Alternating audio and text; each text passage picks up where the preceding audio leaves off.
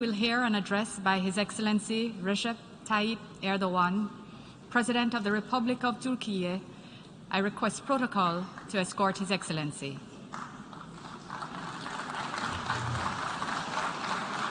On behalf of the General Assembly, I have the honor to welcome His Excellency Recep Tayyip Erdoğan, President of the Republic of Türkiye, and to invite him to address the Assembly.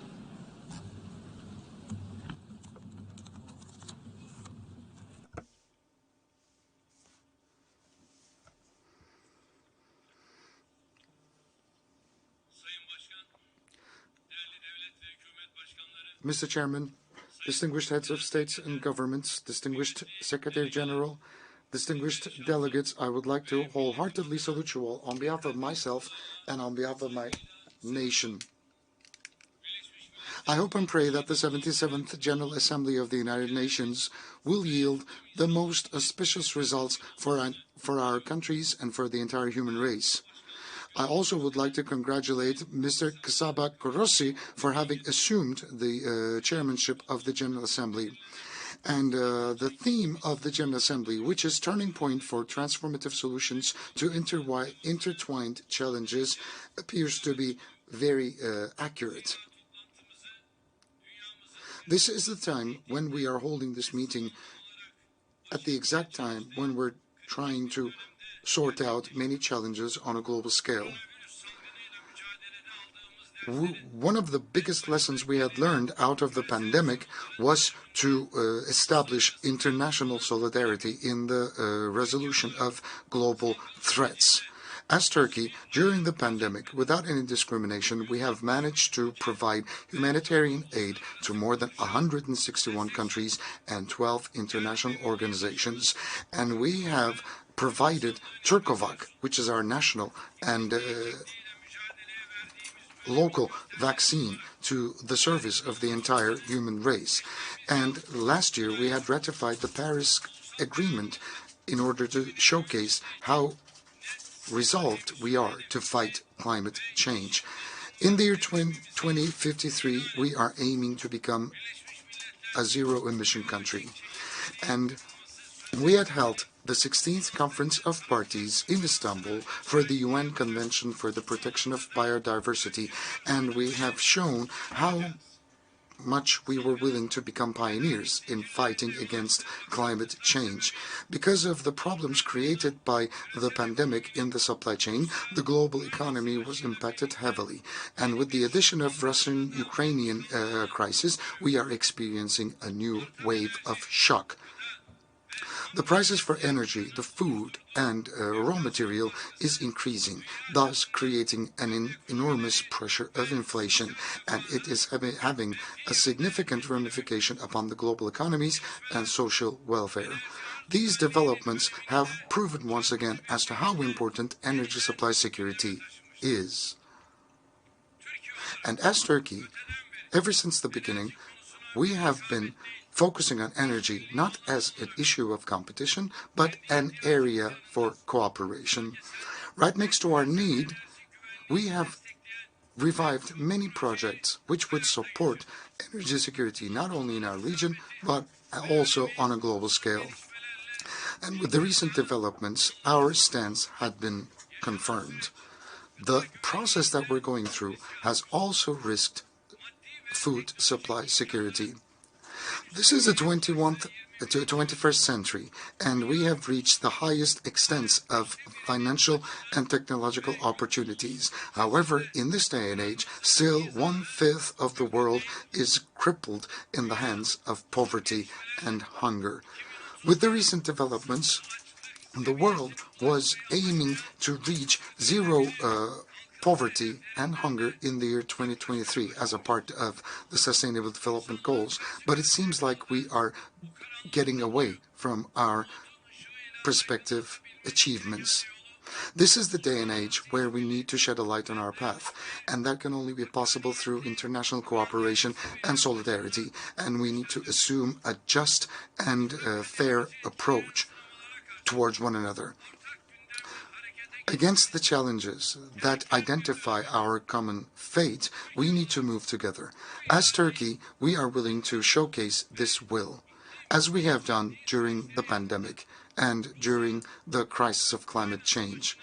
Also, we have proven our stance while we were fighting against the crisis created as a result of the Russian-Ukrainian conflict.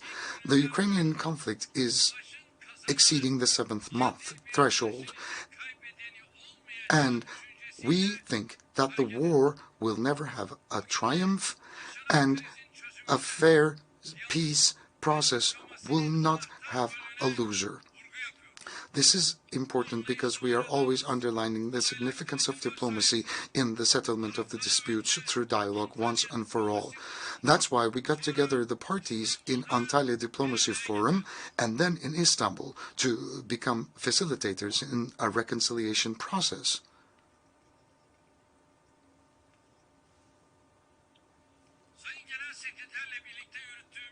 As a result of the heavy efforts that we had invested together with the Secretary General, we've managed to export Ukrainian grain through the Black Sea, finding its way to the rest of the global markets. Istanbul Convention that allowed this export is still very much vital, and the exports are gaining momentum as time goes by. This is a critical agreement that was undertaken jointly with the United Nations, and this is one of the greatest accomplishments of the United Nations in the recent decades. And I think the international community revived its confidence in the United Nations as a result of Istanbul Convention, because Istanbul Convention proves once again that negotiations can yield results, especially in issues which are vital to all the parties involved. And the similar approach has been assumed by us when it comes to the Zaporizhzhia nuclear power plant that is threatening the security of the entire globe. The conflict is escalating, and we are investing tremendous efforts in order to ensure that the war will be finalized by protecting the territorial integrity and the sovereignty of Ukraine once and for all. And we would like to launch an appeal to all the international organizations and the countries of the world to support peaceful initiatives of Turkey to settle this dispute once and for all. We need a dignified way out of this crisis, and that can only be possible through a diplomatic solution which is rational, which is fair, and which is applicable. And on the other hand, all these disasters affecting millions of people have shown once again that the United Nations will have to be much more effective, much more influential, and that the United Nations has a responsibility to invest more efforts in the solution of the problems on a global scale. The United Nations will have to be much more inclusive and be capable of creating certain solutions for a more fair world. And the United Nations have to become an international organization where a common will of the entire human race can be put forward. Especially the Security Council has to be more effective, more democratic, more transparent, and more accountable. It has to be more functional, and it is going to be for the entire human race in its search for peace, justice, and welfare. This is going to be a turning point for us all. And in order to remember our common responsibility, we have been stating the fact that the world is greater than 5, and that a fairer world is still possible. These are the remarks that we've been repeating in every platform, in every chance that we got. We are committed, and we are driven in our fight, and we expect the entire world to support us. And that's what I would like to call out to you once again. Distinguished delegates, our vision, our foreign policy vision had been always peace-oriented. Beginning with our region, in the entire world, we have been working tremendously in order to make sure that peace would prevail. In our initiative, which is called Mediation for Peace, that we have been conducting under the auspices of the United Nations, we have been spending tremendous efforts in order to resolve conflicts. From Europe to Latin America, from Africa to different geographies, we are trying to take a mediation position, and we are assuming a facilitating position in order to settle the disputes once and for all. We are right there in the heart of the region, which is surrounded by conflicts. But we are trying to be a part of the solution rather than the problem. And that is only possible through the initiatives that we undertake. And within this framework, we are always underlining the fact that a peaceful settlement has to be found for the Syrian conflict within the framework of the United Nations Security Council Resolution 2254, which is going to be permanent and which is going to be reliable. I think if the conflict would be sustained, it would threaten the territorial integrity of Syria and the security and the welfare of our region. Right now, 4 million civilians of Syrian descent have been hosted in our country.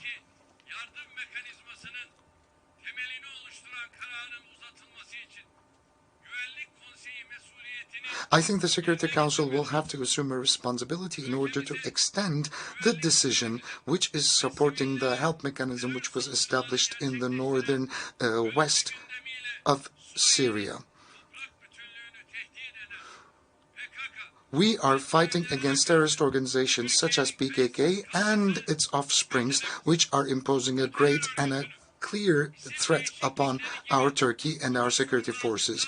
This terrorist organization is changing its name on a continuous basis, and it's trying to legitimize itself. And we have to call out to the global forces to stop weaponizing these terrorist organizations and to stop making the same mistakes of the past. We are powerful enough to take all the measures against terrorism, and that is an information that I need to remind you of once again. And we will never shy away from fighting against terrorism, and we will always be very resolved in taking necessary measures in order to combat terrorism. We are trying to do everything we can within our capability in a very sincere fashion to ensure that our Syrian brothers and sisters will be able to go back to their countries in a dignified, safe, and a secure fashion. We are trying to ripen the conditions so that the civilians fleeing war can go back to their own motherlands. And in order for them to lead a dignified life, we are building 100,000 briquette homes in several parts of Syria, so that they can seek refuge there.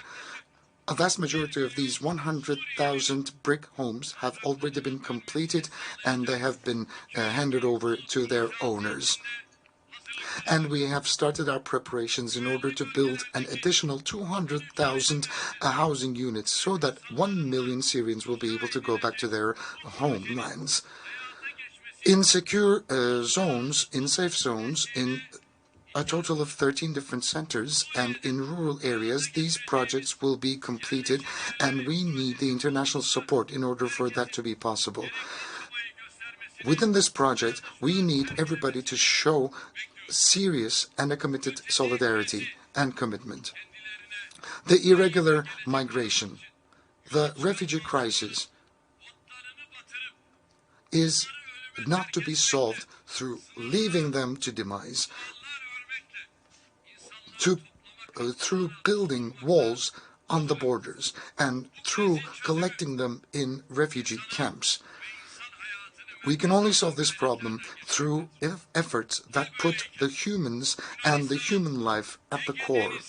When that is the situation, we can clearly see that the Greeks are becoming much more tyrant towards the refugees around the Aegean Sea and the Eastern Mediterranean.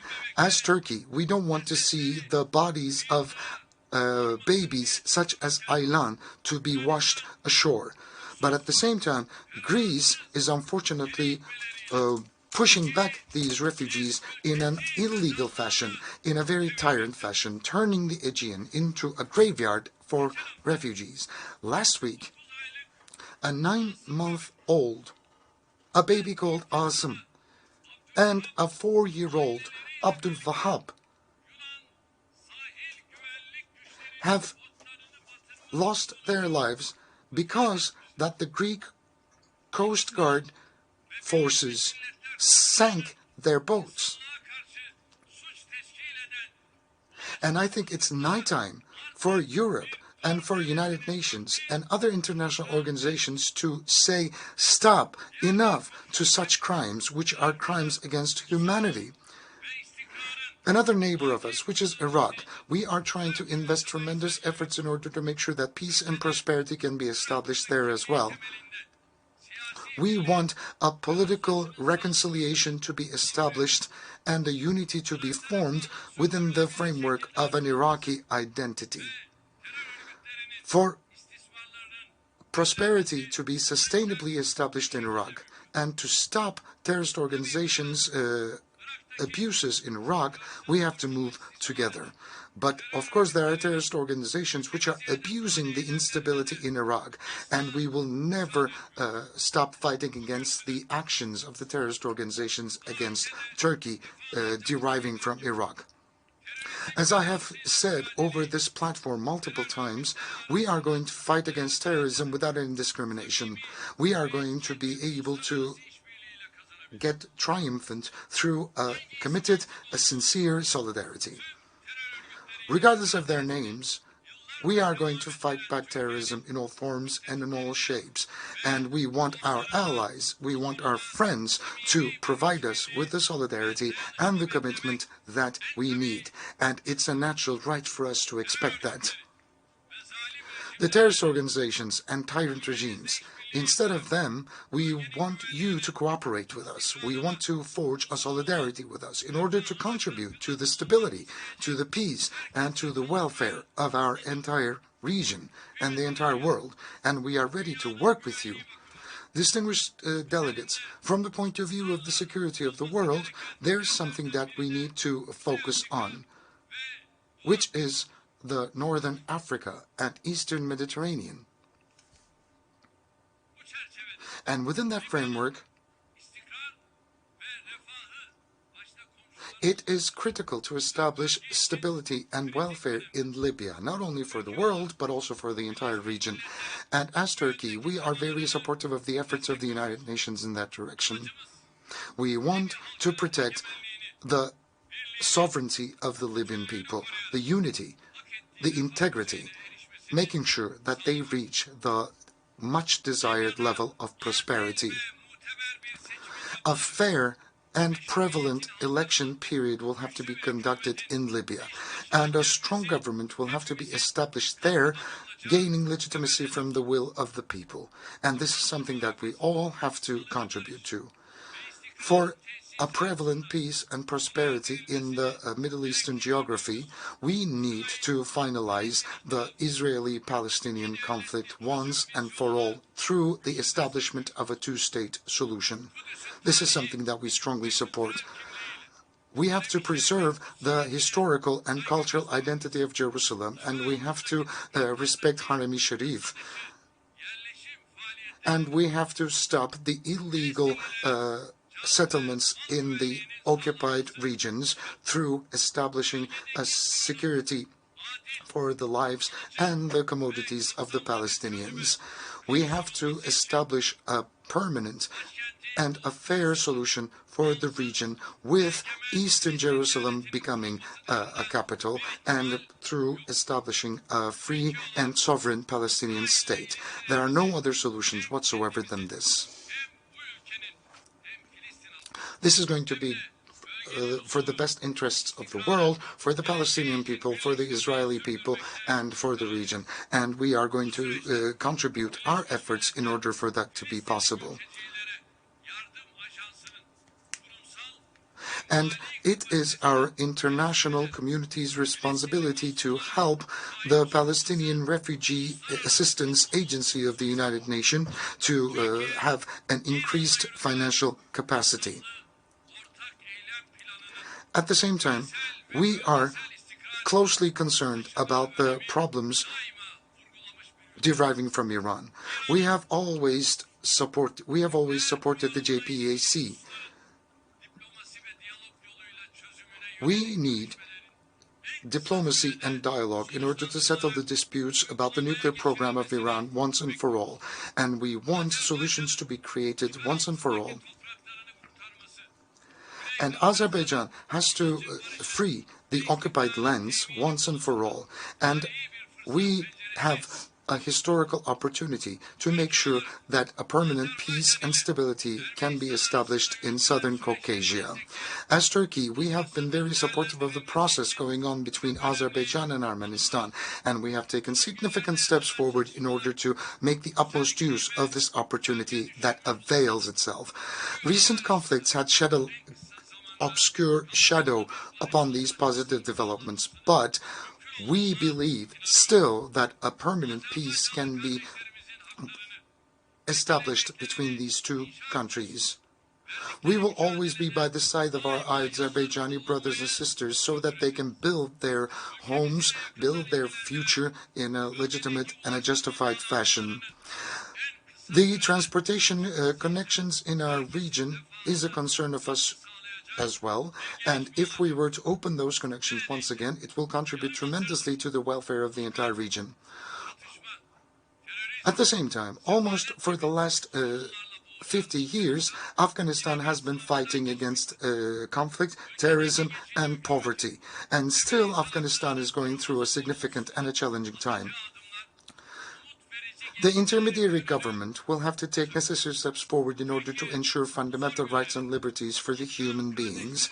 And we believe that there might be certain promising developments there. And we will keep on supporting our Afghani brothers and sisters during this process. India and Pakistan, after having established their sovereignty and independence 75 years ago, they still haven't established peace and solidarity between one another.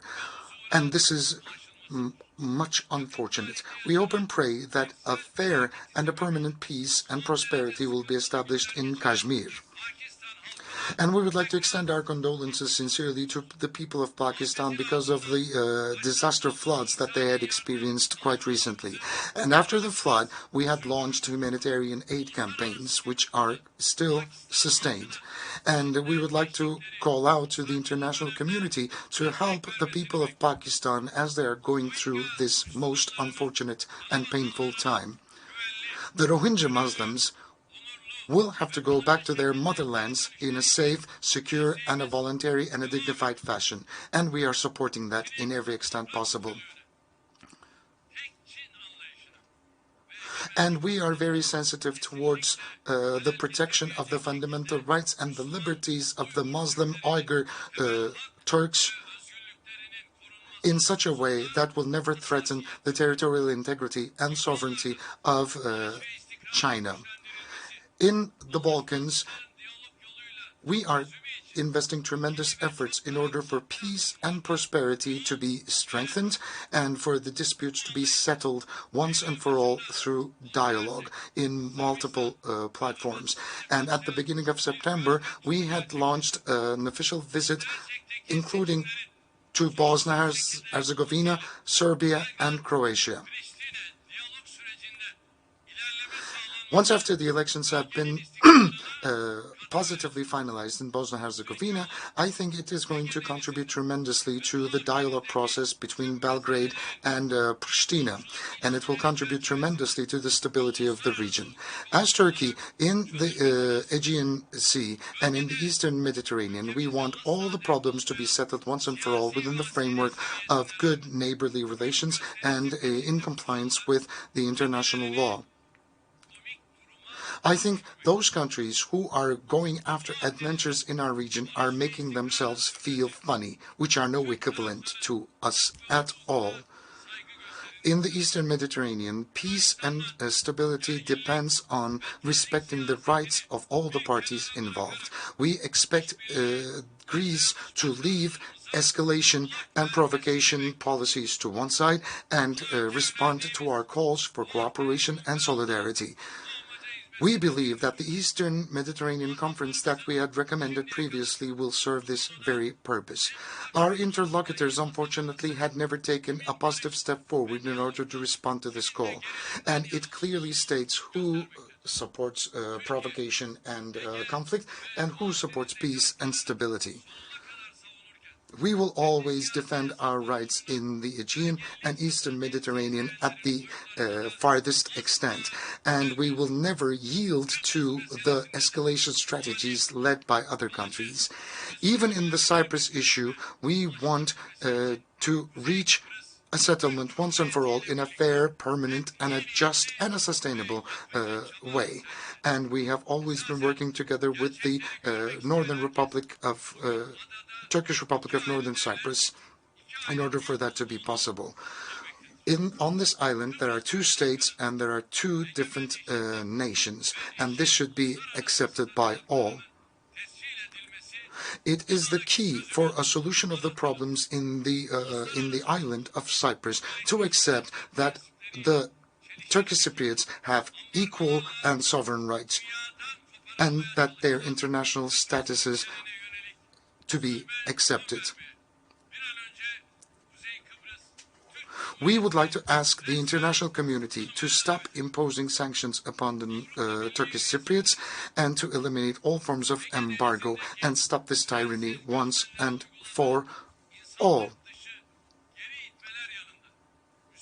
Greece is a member of the European Union, and they are pushing back the refugees in the Aegean Sea in a very inhumane fashion, and they are also imposing certain policies upon the Turkish minorities which are of Muslim descent, neglecting all their legal responsibilities. So what we want to see is to see Greece finalizing these efforts and ask the European Union to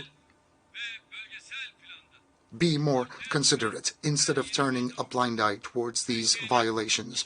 Distinguished guests, ladies and gentlemen, every challenge that we experience on a global and a regional fashion, we see that solidarity between Turkey and the EU is very much significant.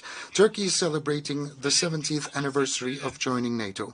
We are a very strong ally of NATO. We have diplomatic initiatives and we have military capabilities that are contributing to the security of the Europe and the Atlantic.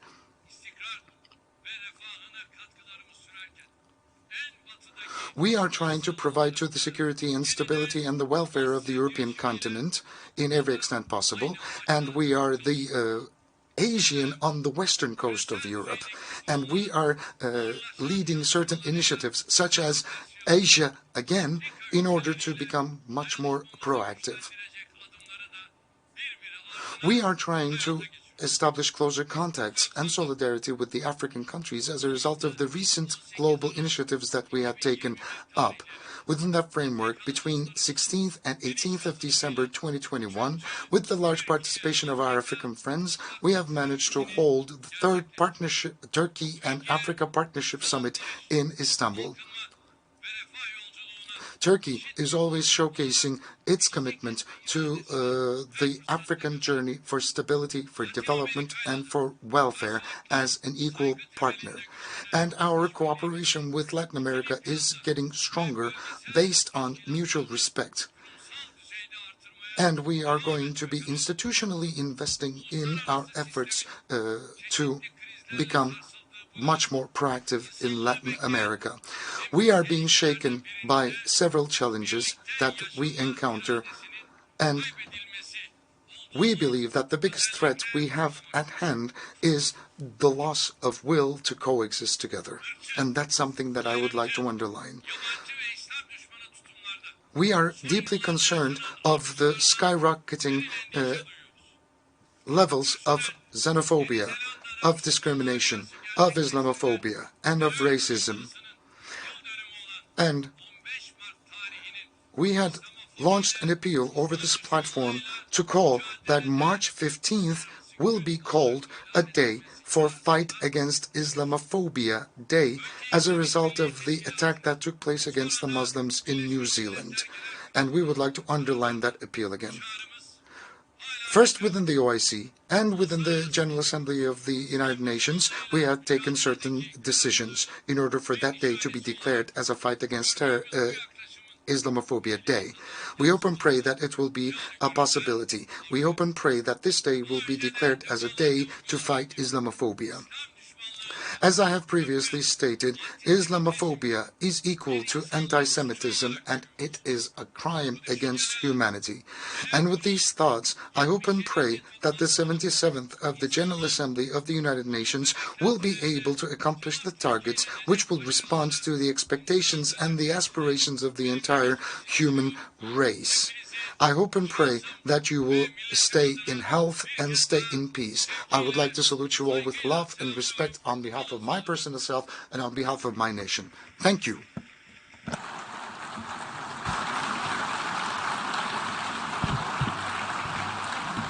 On behalf of the Assembly, I wish to thank the President of the Republic of Turkey for the statement just made, and I request the protocol to escort His Excellency. Before proceeding, may I kindly ask